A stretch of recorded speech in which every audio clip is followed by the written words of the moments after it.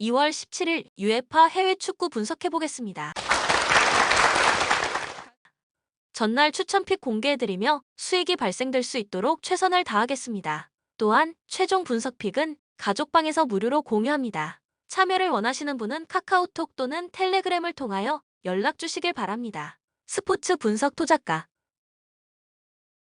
바르셀로나 일단 강팀을 상대로 가짜행 전술을 사용하면서 힘든 일정도 꾸역꾸역 이겨내는 등 기세가 아주 나쁘지는 않다는 점이 위안입니다. 부스케츠가 빠지자 비아레알을 상대로 점유율에서 밀리는 등 아무리 기동력이 떨어진 자원이라고 하더라도 중원에서의 KOI 플레이어는 여전히 부스케츠라는 점이 증명되고 말았습니다. 다만 대용이 피보테 역할을 하면서 최우수 선수가 되는 활약을 하기는 했고 가비도 중원 싸움에 적극적으로 가담하면서 경기력이 꽤 좋아진 모습을 보여주고 있는 페이스는 유지 중. 상대를 왼쪽으로 몰고 우측에 생긴 공간을 페드리가 공략하는 플랜 자체는 이전 경기 페드리가 득점을 기록하면서 유효합니다는 점을 증명한 것은 다행이었습니다. 결국 레반도프스키가 침묵하면 다득점이 어렵다는 점을 드러냈다고 볼 수 있었습니다. 챔스에서도 뮌헨전에서 데 리흐트가 레반도프스키를 묶어버리자 공격력이 큰 폭으로 떨어지는 모습을 드러냈는데 메뉴가 수비 라인의 안정감은 꽤 좋아진 모습을 보여주고 있습니다. 막아내야 할 자원이 한정적이라는 바르셀로나의 약점이 꽤 치명적일 것으로 예상할 수 있을 것. 메뉴, 리즈를 2-0으로 잡아냈다. 뉴캐슬이 무승부를 거두는 바람에 점점 챔스권은 안정적으로 확보할 수 있는 상황으로 몰고 가는 중. 후반기 일정이 꽤 빡빡하기 때문에 1차전에서 최대한 좋은 결과를 잡아내야 2차전 홈에서 안정적인 운영이 가능할 것입니다. 카세미로가 유럽 대항전에서는 출전할 수 있습니다는 점이 긍정적인 부분. 리그에서의 3경기 징계로 인해 의도치 않게 휴식을 취한 상태다. 프레드가 카세미로가 파트너로 나올 경우 안정적인 모습을 보여준다는 점도 그나마 위안이라고 할 수 있는 요소일 것입니다. 물론 카세미로도 에릭센만큼의 전개 능력을 보여주지는 못하고 있는 상황이고 이전 경기에서도 리즈의 압박에 꽤 고전하는 등 3선의 공백을 실감하기는 해야 했습니다. 플랜 A로 유연하게 바꾸면서 경기 판도를 바꾸었던 모습은 꽤 인상적이었던 부분. 쇼를 레프트백으로 이동시키자 중원 공격 가담에서 실마리가 잡히는 모습이었고 원활한 반대 전환과 직선적인 침투도 적중하는 모습이었습니다. 물론 레시포드 등의 직선적인 침투도 기동성이 꽤 좋아진 바르셀로나의 수비진에 큰 흠집을 내기는 어려울 수 있어도 주전들이 나온 상황에서의 플랜 A가 잘 통하고 있습니다는 점과 로테이션을 가동하면서 주전들의 체력 안배가 이루어졌다는 점은 큰 수확이라고 할 수 있을 것. 코멘트 언더를 1순위로 추천하는 매치다. 바르셀로나와 메뉴 모두 수비 라인의 안정성은 리그에서도 꽤 좋은 모습이고 특히 메뉴는 카세미로가 출전할 수 있습니다는 점이 상당히 큽니다.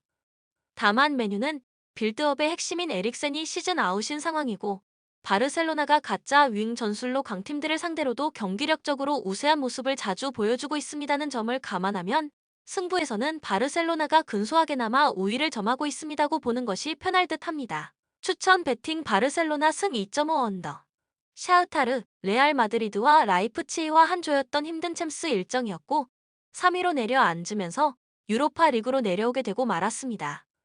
우크라이나 내 전쟁으로 인해 홈 경기를 폴란드에서 치르면서 사실상 모든 경기를 원정에서 치르는 것과 다를 바가 없었습니다. 4-3-3과 4-1-4-1을 주로 쓰는 타입인데 조금 더 수비적으로 해야 하는 경기에서는 두 줄 수비를 쉽게 만들 수 있는 4-1-4-1을 사용하는 모습이 자주 보여지고 있습니다. 다만 리그에서 보여주고 있는 안정감과는 다르게 챔스에서는 매 경기 실점이 나오면서 수비적으로는 안정감이 상당히 떨어지는 모습을 보여주는 상태. 레니 원정에서는 경기력이 상당히 떨어지는 모습을 보여주지만 득점력은 꾸준한 모습을 보여주기 때문에 실점 가능성에 대해서는 꽤 열어두는 편이 나을 것으로 보인다. 겨울 이적 시장에서 무드릭이 첼시로 이동하면서 공격진에서의 활약상도 장담하기 어려운 상태.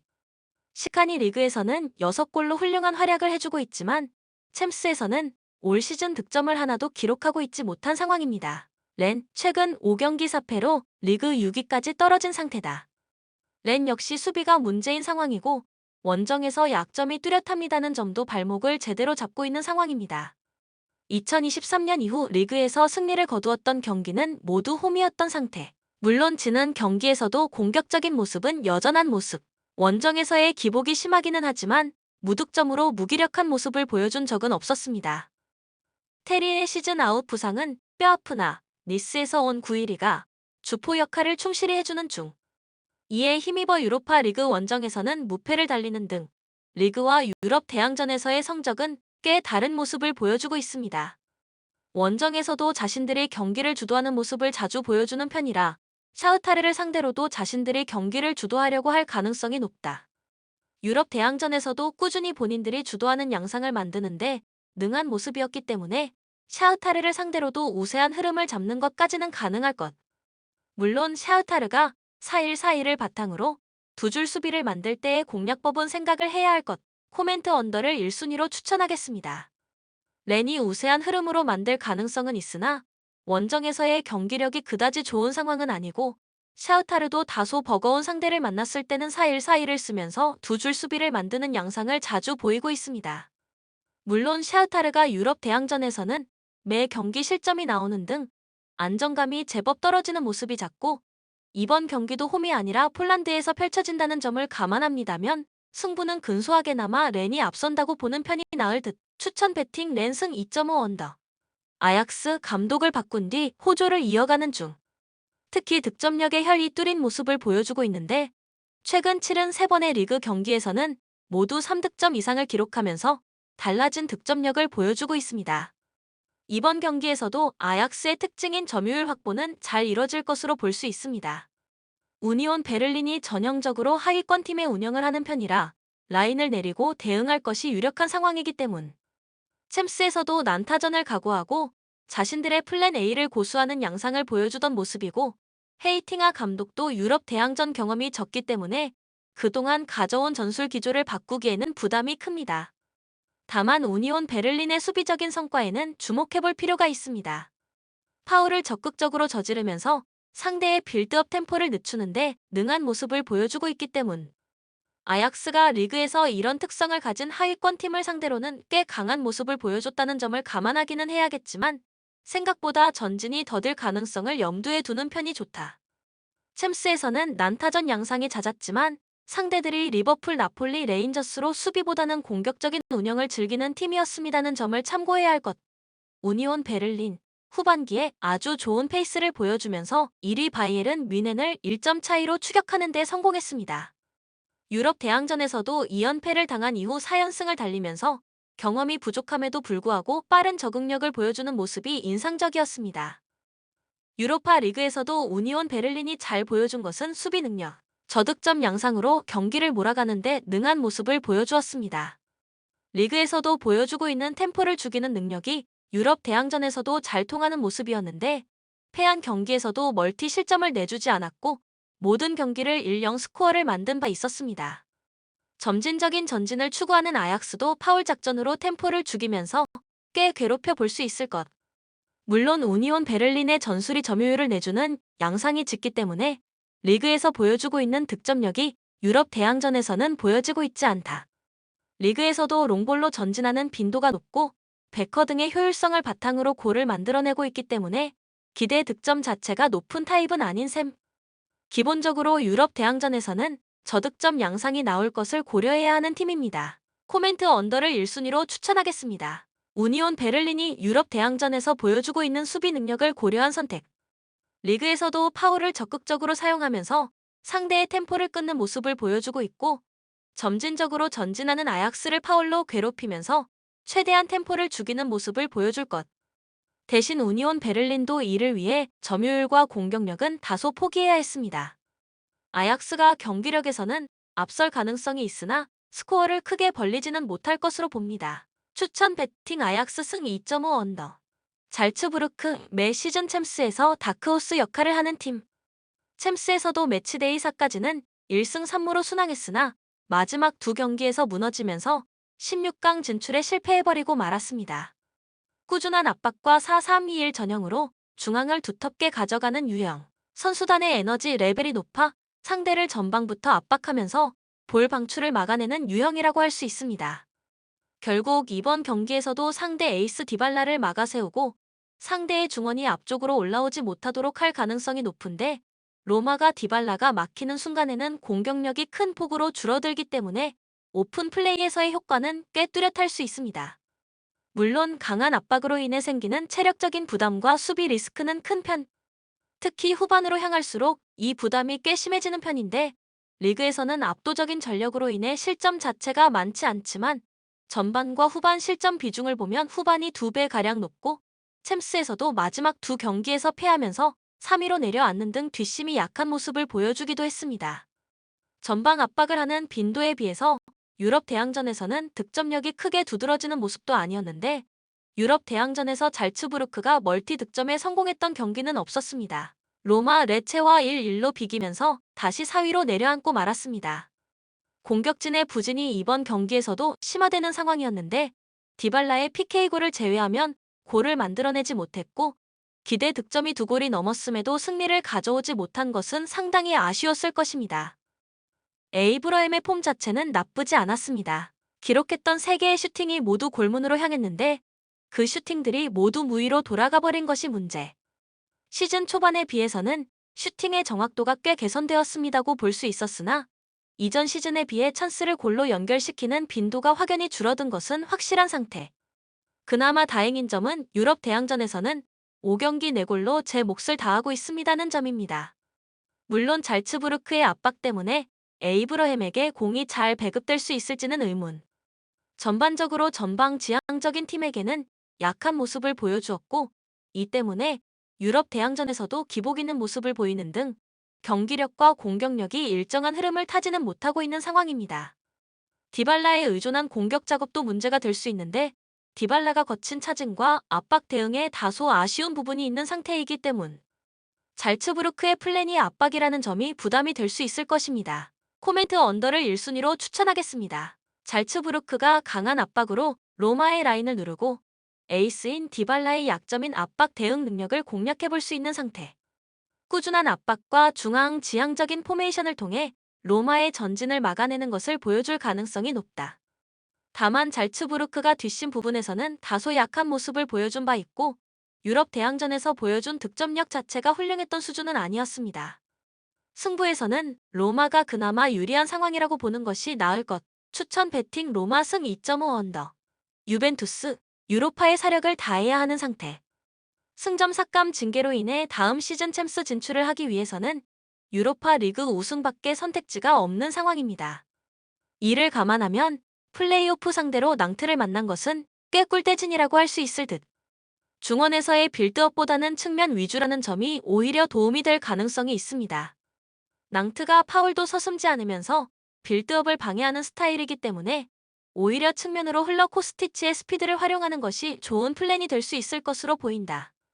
물론 낭트가 중앙을 틀어막는 플랜 자체는 훌륭하게 수행 중이기 때문에 중앙 장악력이 떨어지면 다득점은 어려울 것으로 보는 것이 옳을 수도 있습니다.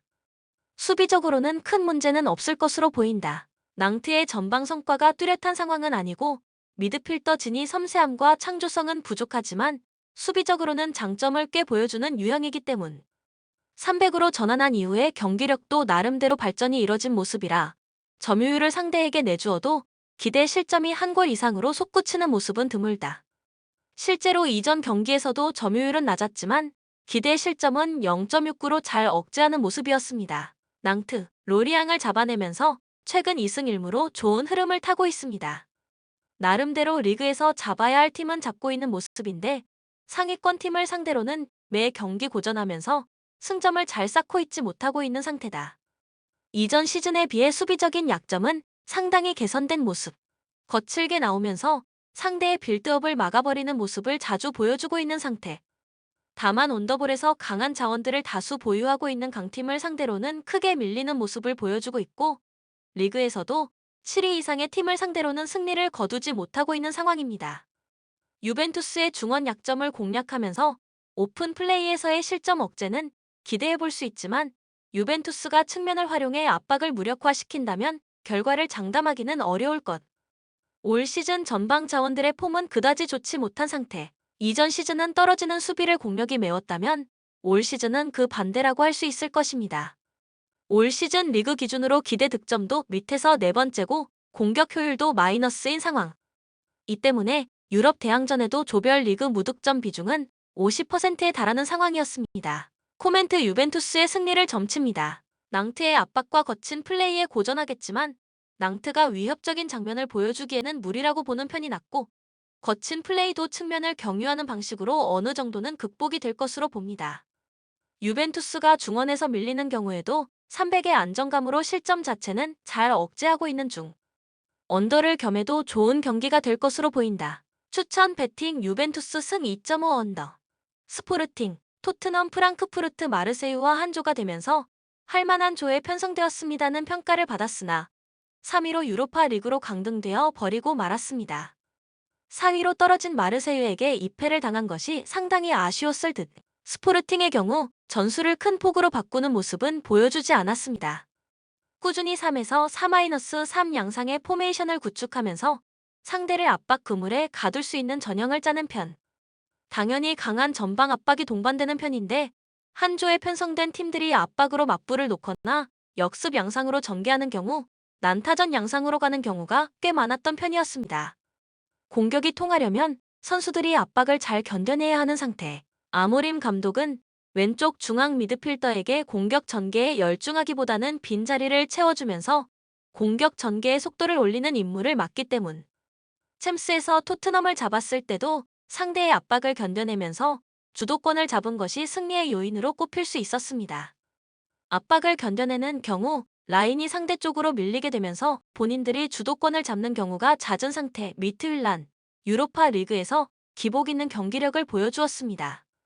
춘추제 리그인 덴마크 리그라 울산과 친선 경기를 치르는 등 선수단의 실전 감각을 최대한 올리려는 모습을 보여주는 중 최근에는 4-3-3으로 전환하면서 플레이를 하고 있는 상태. 특히 유로파 리그에서는 매 경기 4-3-3으로 나서면서 중원에 힘을 주는 모습이었는데 문제는 원정에서 이 전술을 가동한 경기에서는 모두 승리를 거두지 못했습니다는 점.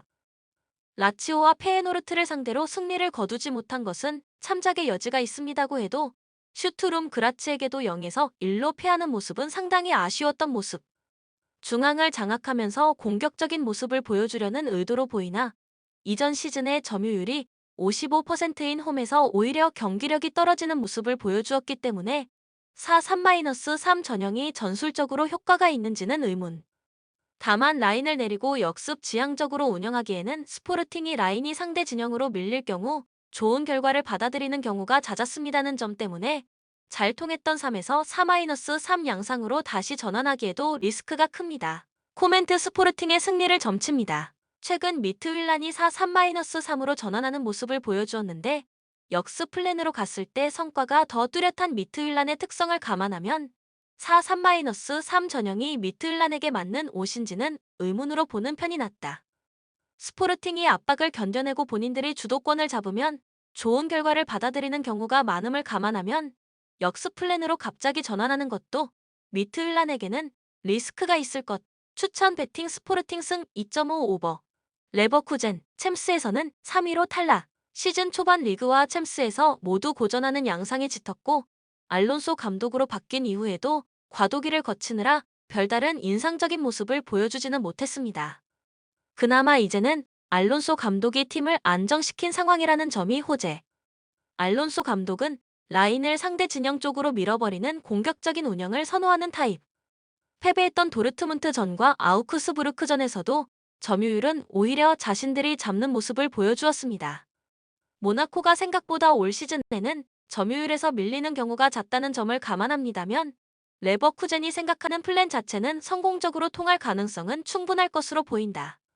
공격적인 플레이 스타일 때문에 생기는 수비적인 리스크는 있는 편. 특히 왼 측면에서의 수비 불안이 제법 큰 모습을 보여주는데 도르트문트전에서도 왼쪽에서 사고가 생기면서 두 골을 실점하는 원인이 되는 모습. 모나코가 우측을 공략하는 경우가 리그에서 38%로 꽤 높다는 점을 감안합니다면 왼쪽에서 생기는 사고가 실점의 원인이 될 가능성은 충분합니다고 볼 수 있을 것. 모나코, PSG를 잡아내면서 상승세를 제대로 타고 있습니다. 공을 잡으면 2명에서 3명이 순식간에 볼을 잡은 선수를 에워싸면서 압박하는 시퀀스가 인상적이었고 측면을 공략하면서 상대의 수비를 흔든 것도 꽤 인상적으로 볼 수 있었습니다. 앞서 언급한 것처럼 레버쿠젠이 측면에서 사고가 나는 경우가 많기 때문에 측면을 이용한 이전 경기에서의 플랜이 잘 통했던 것은 호재. 하나 더 노려볼 수 있는 공격 플랜이 있습니다면 세트피스가 될 텐데 올 시즌 레버쿠젠이 유겨드 안쪽에서 허용하고 있는 슈팅의 비중이 홈에서 10%로 상승하는 모습을 보이고 있는 상태이기 때문 올 시즌 세트피스에서 12골을 넣는 등 데드볼 상황에서 강한 모습을 보여주고 있어 점유율에서 다소 밀린다고 하더라도 득점을 만들어 볼 수 있는 루트 자체는 마련이 되어 있는 상태다. 모나코도 압박에 자주 들어가는 편, 볼 점유로 이어지지는 않지만 전방에서 최대한 활동폭을 넓히면서 상대의 전개를 방해하려는 무브가 잦다. 다만 레버쿠젠이 온더볼 능력을 활용해 압박을 끌어당기고 전환하는 방식으로 공격의 실마리를 잡고 있어 압박이 풀리는 순간에는 수비적으로 위기를 맞을 가능성도 충분할 것입니다. 물론 이전 경기에서 온더볼의 강한 PSG를 압박으로 묶어버린 무브 자체는 합격점을 줄 수 있었습니다. 코멘트 오버를 1순위로 추천할 수 있습니다. 레버쿠젠의 측면 수비 문제를 모나코가 공략해볼 수 있고 모나코도 압박에 나섰다가 레버쿠젠이 이를 이겨내고 전개가 이어질 경우 수비적인 안정감을 장담하기는 어려울 것입니다. 모나코가 이전 경기에서 PSG를 순간적으로 압박하면서 잡아냈고 측면을 공략하는 무브가 합격점을 주기에 충분했습니다는 점을 감안합니다면 모나코의 승리도 가능성이 있을 듯 추천 배팅 모나코 승 2.5 오버. 세비야 올 시즌 상당히 좋지 못한 흐름을 타고 있었고 시즌 초반에 부진을 이겨내지 못하고 챔스에서도 무력한 모습을 보이고 말았습니다. 챔스에서 거둔 1승도 꼴찌로 탈락한 코펜하겐에게 겨우 따낸 것이었습니다. 코펜하겐이 아니었습니다면 조 4위를 차지해도 할 말은 없었을 것. 일단 산파올리 감독으로 감독을 교체하면서 리그에서는 강등권을 탈출하는 등 1차적인 목표는 달성하기는 했습니다. 산파올리는 빌드업 축구를 구사하는 감독으로 짧은 패스와 콤팩트한 라인을 구축하는 감독. 다만 여전히 엔네시리를 비롯한 공격진들의 폼이 좋다고는 하기 어렵고 압박 라인이 구축된 상대를 만나는 경우 점유율은 높지만 전방으로 향하는 볼 줄기가 줄어드는 등 공격적인 부분에서는 여전히 기복이 심한 모습을 보여주기는 했습니다. 최근 홈에서는 3연승을 기록하기는 했지만 카디스, 엘체, 마요르카 등 본인들이 중원 전력에서 앞서는 상대들을 만났다는 점에 주목해볼 필요가 있을 듯. 이 상대들이 전방에서 압박을 가하기보다는 라인을 극단적으로 내리고 수비적으로 운영하는 타입이라 볼 순환에서 큰 어려움이 없었습니다. 그러나 아인트호벤은 전방에서의 압박 강도는 줄었으되 중원에서의 압박 라인 구축은 여전히 강도 높게 수행되고 있는 상태. 중앙 라인에서 볼 순환이 안 되면서 다시 공격진들이 고립되는 양상이 나타나도 이상하지는 않을 것입니다. 아인트호벤, 흐로닝언을 6-0으로 잡아내면서 호조를 이어가고 있습니다. 실리적인 운영에 능한 팀에게 다소 약한 모습을 보이던 때도 있었지만 득점력을 극대화시키면서 전공법으로 이를 이겨내는 데 성공했습니다. 이전 시즌과 비교하면 전방위적으로 압박을 하는 모습은 줄어들었습니다. 아무래도 이전 시즌이기 때문에 선수단의 부상과 체력적인 부침이 심했던 것을 감안한 듯. 특히 전방에서 압박하는 강도가 다소 줄어든 모습인데 물론 상대가 중원으로 들어가는 순간에는 순간적인 압박에 들어가면서 전개를 최대한 방해하려는 모습은 유지하고 있습니다. 기본적으로 압박의 시퀀스는 좋은 팀이라 점진적으로 전진하는 타입의 팀에게도 그다지 약한 모습은 보여주지 않고 있는 타입입니다. 원정에서 실리적인 운영을 하는 팀에게는 약했지만 그 외의 팀을 상대로는 압박과 공격이라는 전공법으로 좋은 활약을 보여주고 있는 모습. 챔피언스 리그 플레이오프에서도 모나코를 상대로 1승 1무를 기록하는 등 중원 지향적인 팀을 상대로 한 전술이 리그 내에서만 통하는 것은 아니라는 것을 증명한 바 있었습니다. 코멘트 아인트호벤의 손을 들어주고 싶은 경기. 아인트호벤이 압박 강도는 줄었지만 중원에서의 압박 기조는 유지하고 있어 세비야가 공을 가지고 있게 하되 전방으로 향하는 빈도를 줄어버릴 수 있는 상황입니다. 해당 방식이 모나코와 아스날에게도 통한 만큼 리그 내에서만 통하는 전술이라고 보기는 어려울 것. 세비야의 전방 라인에 충분한 공을 배급하지 못하게 하면 세비야의 약점인 전방 문제가 더 두드러질 가능성이 높다. 추천 배팅 아인트호벤 승 2.5 언더. 본 영상은 참고용 기초자료 영상입니다. 좀 더 정확한 분석픽은 가족방 또는 정보방에서 무료로 공유해드립니다. 많은 참여 바랍니다. 스포츠 분석 토작가